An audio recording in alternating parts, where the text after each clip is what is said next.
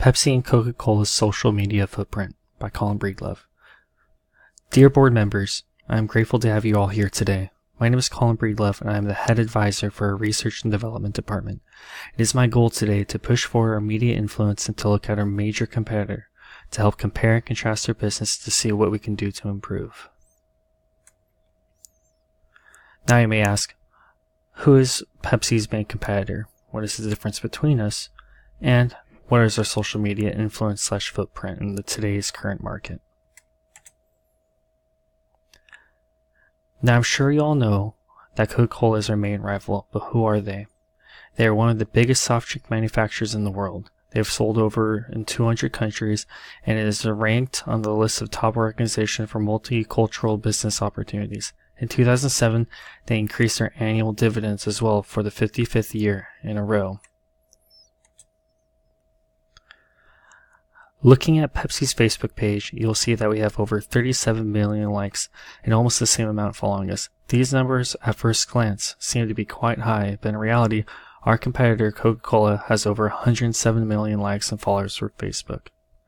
These numbers show that they almost triple our online presence on Facebook. Now, if we look at our Instagram page, you'll see the following information.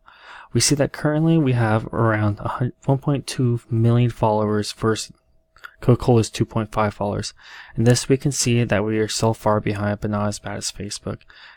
These results show that Coca-Cola seems to have an advantage on us. Why is that? It seems that their attention to social media has led them to success. Having an active presence has allowed for higher revenue as well as a higher influence in the community. In conclusion, Coca-Cola has realized a shift away from soda because of a healthier-minded consumer base. Because of this, they have created new products to help supply these needs. Lastly, they have also spent more time expanding their global presence, catering to foreign countries and the preferences and allowing them to succeed in other places besides America.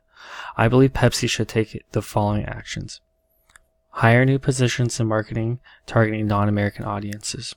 Research and develop new products to cater to healthy consumer.